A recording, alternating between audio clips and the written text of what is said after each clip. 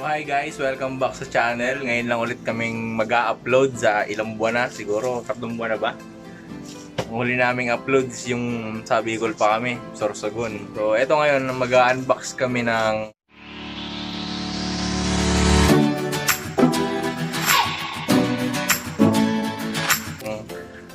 Yunteng kasi umorder ako sa Lazada ng Yunteng tripod.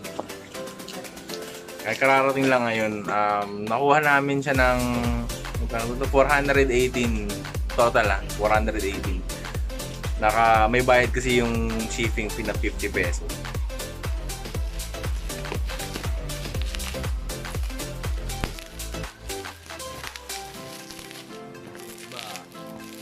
Karton lang ito, may bubble wrap. Yung para mag-unbox. First time. Ayan.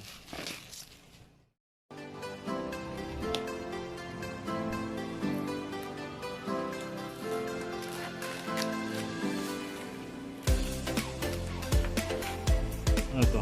Ay, sa kabitan ng cellphone. Tapos ayan siya, may lagayan siya. Ayusin mo, baka naka-portrait na. Ayan.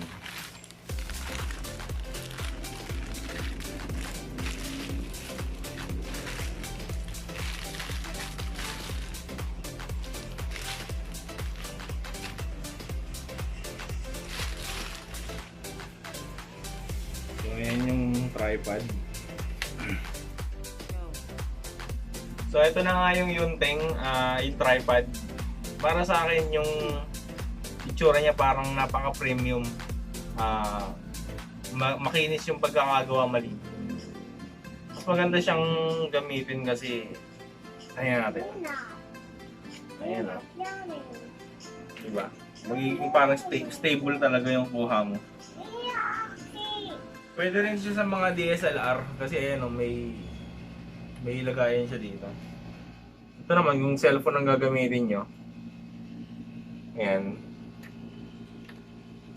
Ikutin lang ito. Tara nga. Taga-bundok. Ayan.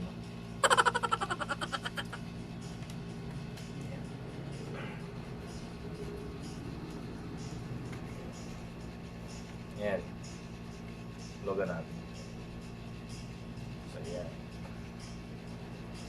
Gusto nyo nakaharap dyan yung cam ng cellphone nyo, ganyan.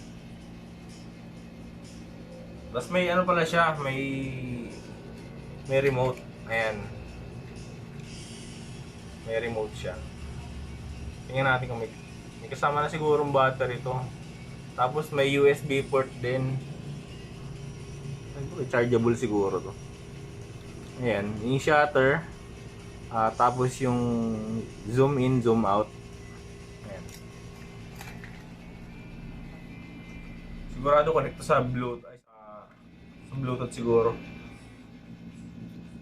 Hindi ko pa nasusubukan, pasensya na guys, kaya parang nire-review ko na rin siya ngayon. Ayan, tingnan natin pag nakatayo.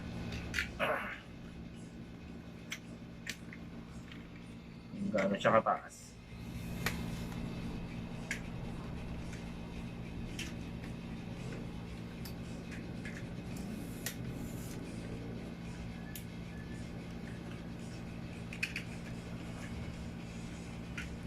Sabi ni Mami, bakit ko daw binili to? Saan daw namin gagamitin? Sabi ko dito, videohan namin ginagawa natin. Ayan, mataas. Ayan. Diba? Tama-tama.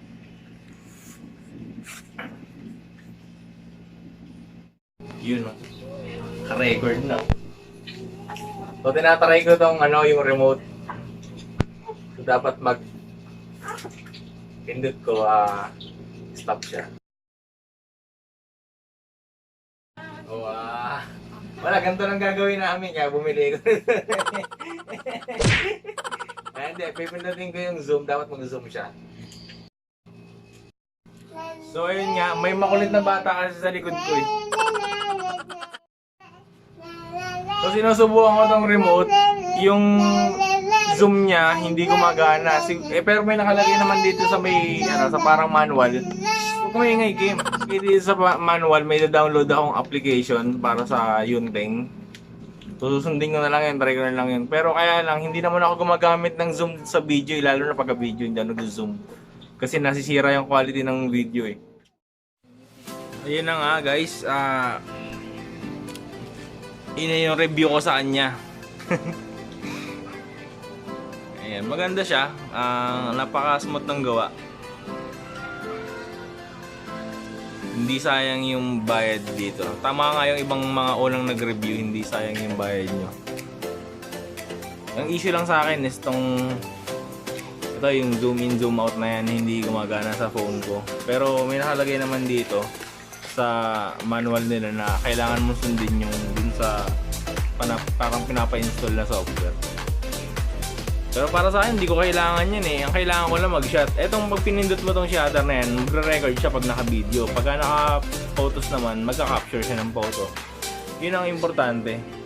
Pero yung zoom in, zoom out, wala na sa akin yun kasi hindi ako gumagamit ng zoom in, zoom out sa video eh. Kasi sobrang sirang-sira yung quality ng video pag ginamit mo yun.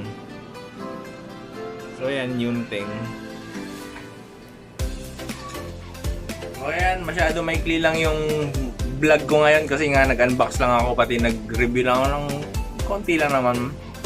Hindi kasi marunong mag-review, first time ko mag-unbox, first time ko din mag-review. So siguro sa susunod, hindi pa naman ako biyasa sa pag-vlog eh. Kahit nga minsan naiiya pa rin ako lumabas para mag-video kasi naiiya talaga ako. So ayan si Mami Pao, hi guys. Hanggang ngayon wala pa rin yung makeup tutorial niya. Kahit Watson. So ayan yung Yunteng. So thumbs up para sa Yunteng na nabili namin sa Lazada. Maganda siya.